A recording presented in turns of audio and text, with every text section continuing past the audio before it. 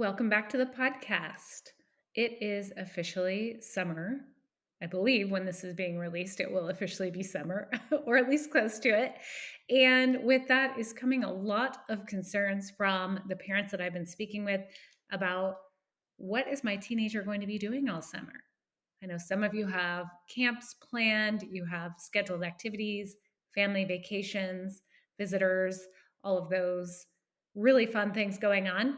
But there is a lot more downtime. And what I'm hearing over and over is that parents don't want their teens spending all day just scrolling on their phone, but they don't know what to do about it.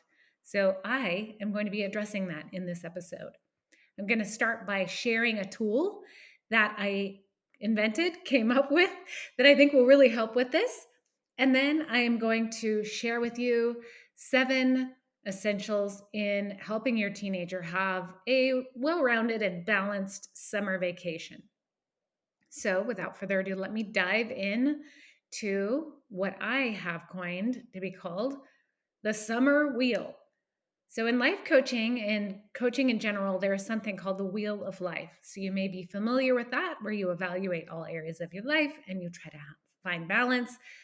The summer wheel is similar, but it is finding balance between certain things specifically for the summer. So, if you're not familiar with a wheel, I'll take a moment to describe what it is.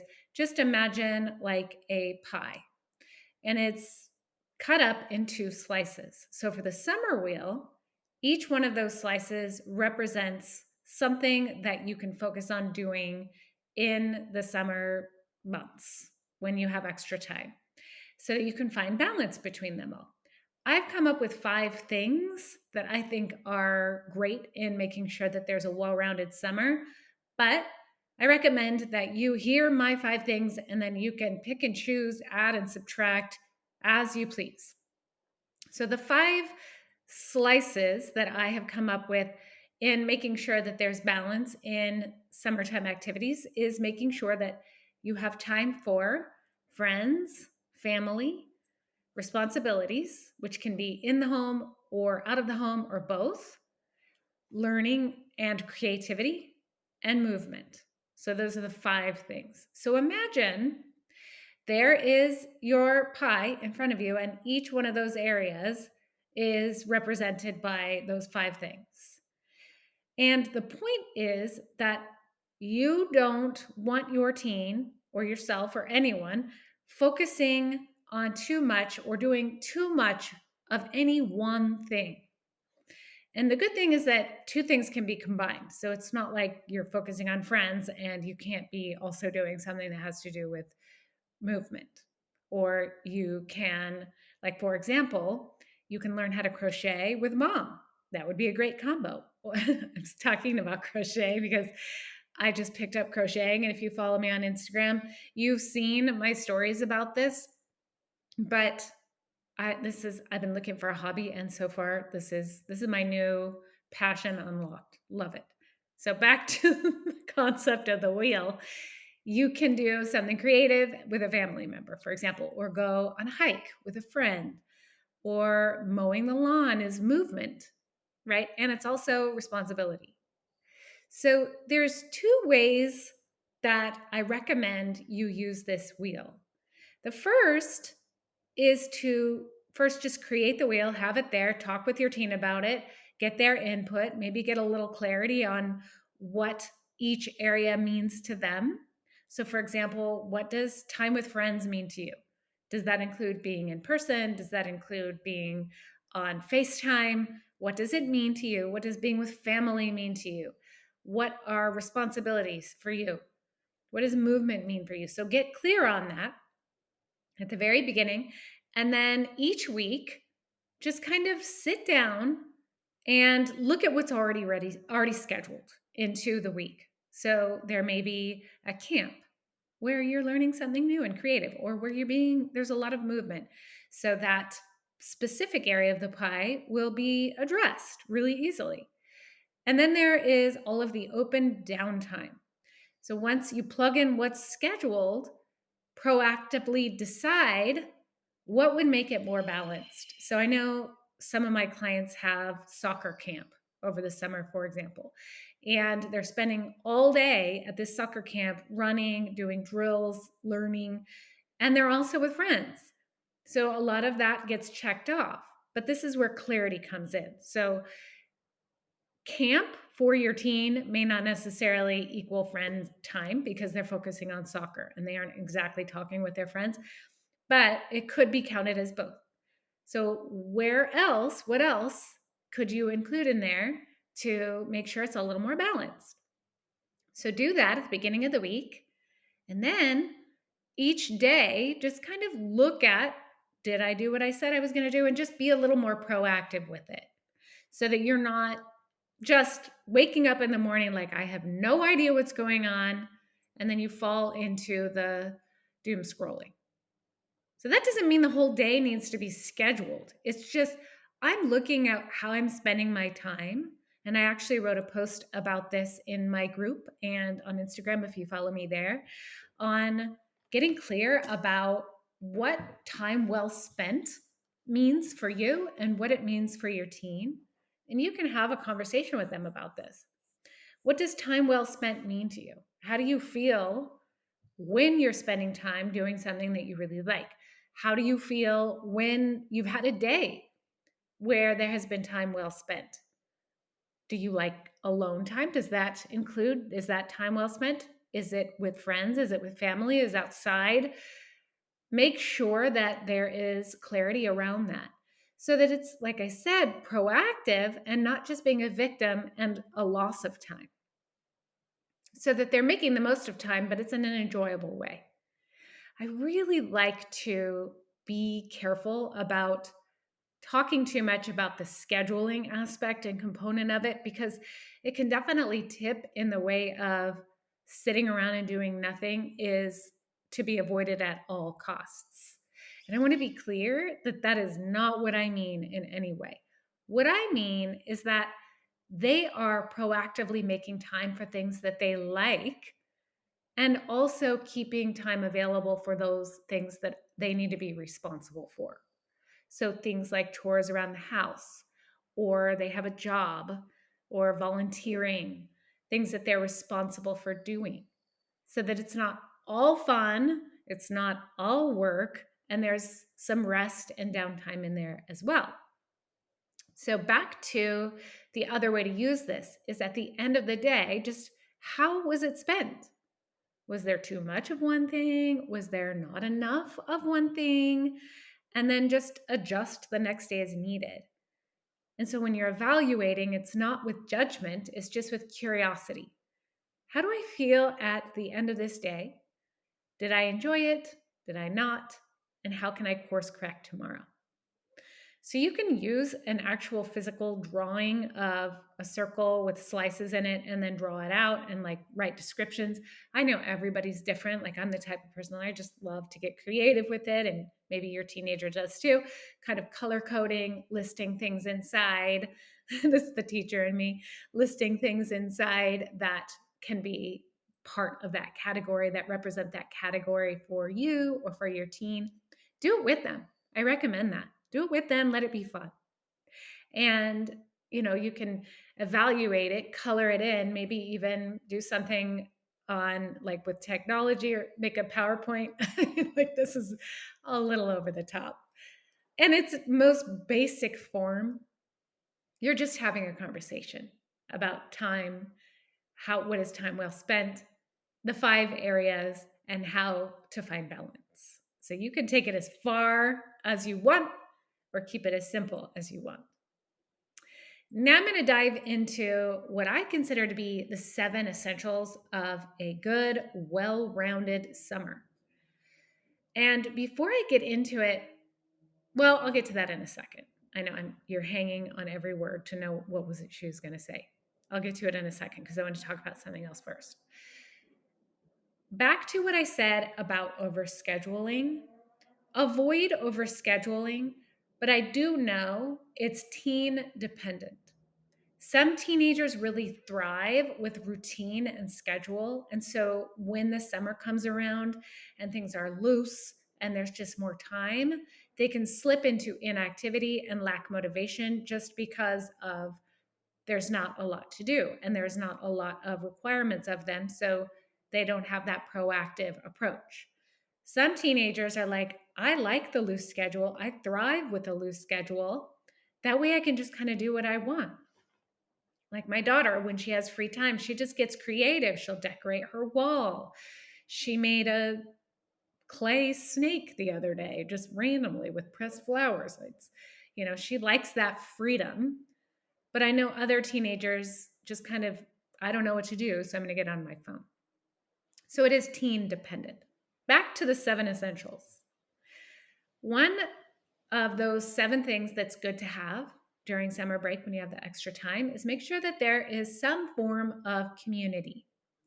So that could be a club, a class, a group.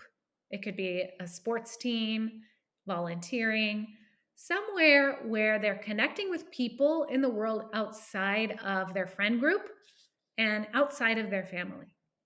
And that doesn't mean that family members and friend groups, people can't be in this group, but it's something beyond just being at home with family or going over to a friend's house. So something community related. Another essential is sleep. This is something that I've talked about before, the importance of getting good sleep.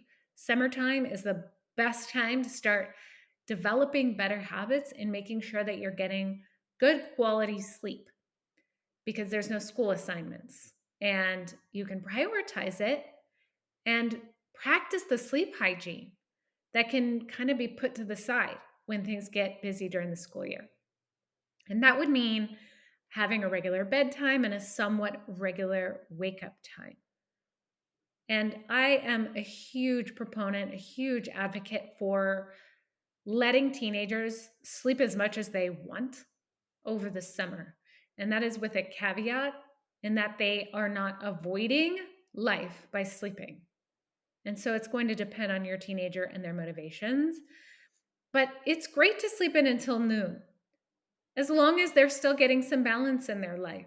How great, right? To be able to get that much sleep and feel so rested. So prioritizing sleep, that's essential number 2. Essential number 3 is having adequate nutrition. And I know just more time spent at home can be more time to just snack out of boredom.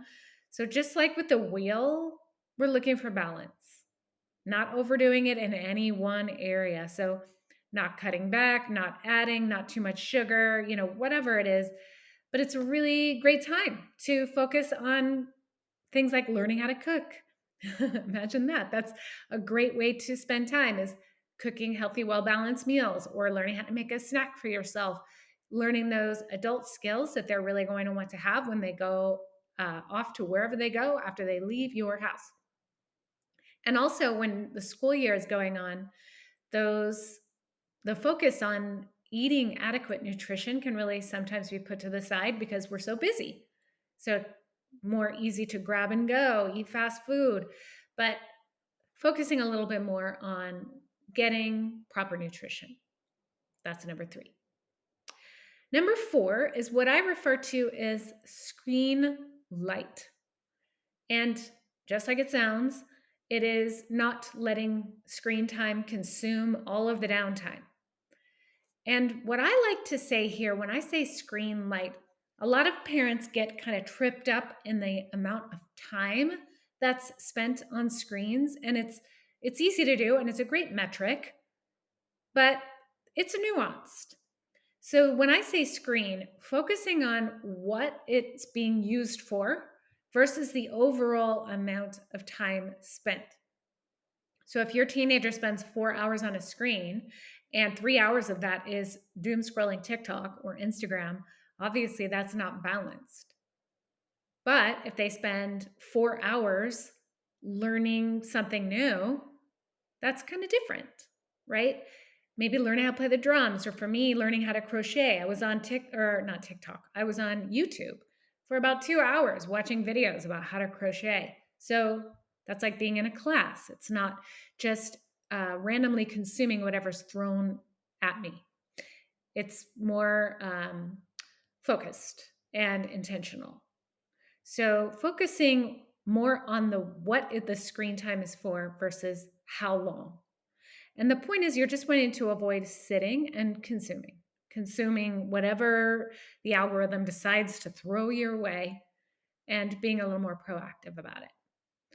So letting it be screen light and also nuanced in how the screen is being used. Then, essential number 5 is communication. Make time for regular check ins with your teenager. And now that the schedule is loose, you would think, well, gosh, now we're going to have more time to talk. But it can really be easy to let that fall to the wayside because, it's just kind of loosey goosey. Everybody's out and about or just kind of doing their own thing. But schedule in time together and be intentional about it. Do check ins. What are you up to today? Tell me what you're learning about.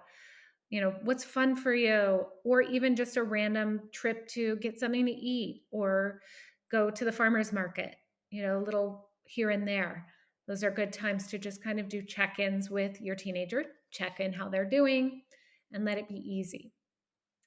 Oh, I didn't mention what I was going to bring up. I know you're waiting on the tip of your seat, on the edge of your seat. I was going to talk about screen light when I first started talking about the essentials. It was screen light because I know that that's one of the main things that most parents are wondering about. So it was just the nuance of how time is being spent. Anyway, I digress. On to the last essential is fun. Having fun for you and for them.